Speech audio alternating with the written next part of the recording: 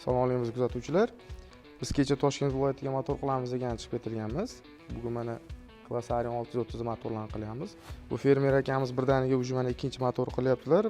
Birinchi motoriga sifatsiz gilza porshni qo'yib qo'yganlar. O'shani hisobiga bir pazlama olib qo'yganlar. Hop bizdan mana agroishonchdan gilza porshni olib, mana garantiyali qilib yig'ib beryapmiz. Kimga shunaqa sifatli gilza porshlar servis xizmatlari kerak bo'lsa, agroishonchga murojaat qilaverasizlar.